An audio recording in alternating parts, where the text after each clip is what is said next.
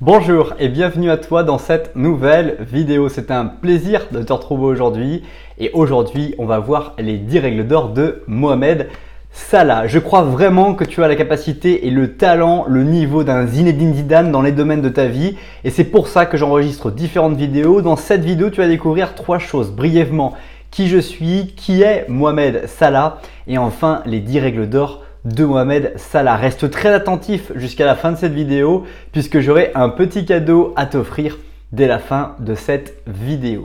Alors qui je suis? Je m'appelle Ogier Dolé, j'investis du temps à produire des écrits, des audios et des vidéos pour impacter des millions de personnes à trouver la confiance en eux dans le développement de leurs projets personnels ou professionnels. Je t'invite dès maintenant à t'abonner à la chaîne YouTube et à la newsletter pour ne pas rater les prochaines vidéos et redécouvrir les contenus les plus populaires. Alors, qui est Mohamed Salah? Tu le sais certainement, Mohamed Salah est un footballeur international égyptien qui est né le 15 juin 1992 à Bassioun. C'est le meilleur joueur africain de l'année 2017 et c'est aussi le meilleur joueur de Première Ligue en 2017-2018. Il joue notamment comme ailier droit à Liverpool et c'est une personne qui a notamment été très connue à travers le Mondial 2018, le mondial qui se passait en Russie.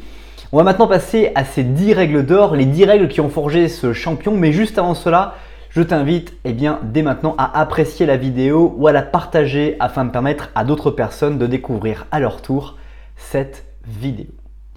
Première règle d'or de Mohamed Salah, c'est de croire que tu peux trouver ta place. Mohamed Salah l'explique, il allait à l'école en utilisant un bus et il mettait 4 heures pour faire les trajets aller-retour chaque jour. Et aussi, il rentrait très tôt pour aller faire du foot, pour s'entraîner, malgré que finalement, ça ne lui apportait aucune valeur ajoutée, aucun argent. Et il traversait comme ça l'Égypte pour apprendre les cours et faire du sport, du foot, jusqu'à trouver sa place. Il a cru en lui. Et il faut que tu puisses toi aussi à ton tour t'inspirer de cette règle d'or et de savoir que tu dois croire en toi, croire que tu vas trouver ta place, croire que tes talents, les talents dont je te parlais en début de cette vidéo, la capacité, ce génie que tu as en toi, que tu n'as pas forcément encore trouvé, et bien que grâce à ces talents, que tu vas trouver ta place parce que tu vas trouver ta place, tu vas trouver ce qui te fait vibrer, ce qui te passionne et ce qui te permet de chaque jour te sentir utile au monde et que tu puisses rendre le monde encore meilleur que tu ne l'as trouvé avant d'arriver là où tu te trouves. Deuxième règle d'or, c'est être focalisé sur son objectif. Mohamed Salah l'explique, quand il a vraiment voulu devenir footballeur, il s'est focalisé sur apprendre à être plus physique, apprendre à être plus technique, apprendre à mieux lire le jeu, apprendre à comprendre ce qui se passait, apprendre à observer, bref, apprendre à être focalisé sur ses objectifs. Et donc, quels étaient les objectifs? Il s'en fixait un petit peu inconsciemment, régulièrement de nouveau, en se disant voilà, il faut que je sois plus costaud, plus technique, plus rapide, etc.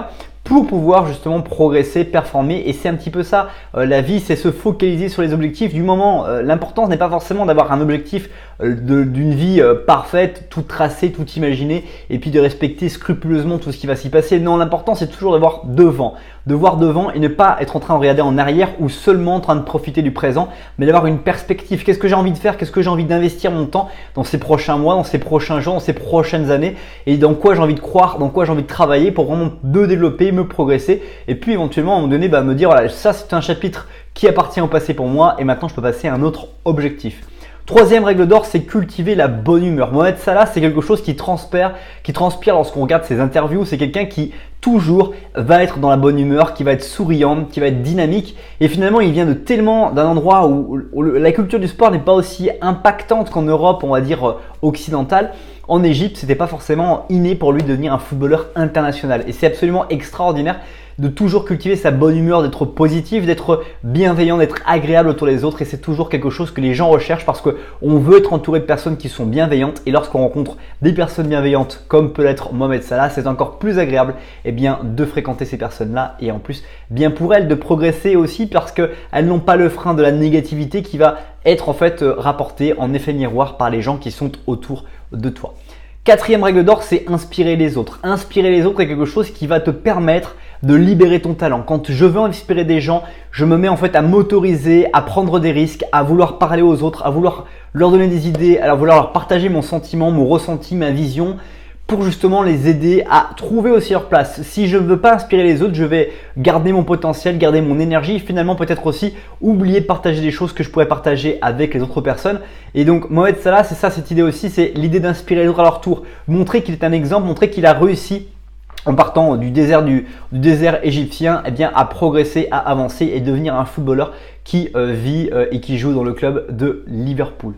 On va maintenant voir la 5e règle d'or, mais juste avant cela, j'aimerais que tu me dises dans les commentaires la règle d'or qui t'a le plus impacté, qui a le plus d'impact pour toi entre croire que tu peux trouver ta place, entre être focalisé sur son objectif, cultiver la bonne humeur ou inspirer les autres. Dis-le moi dès maintenant et on se lance dans un grand débat dans les commentaires dans un instant.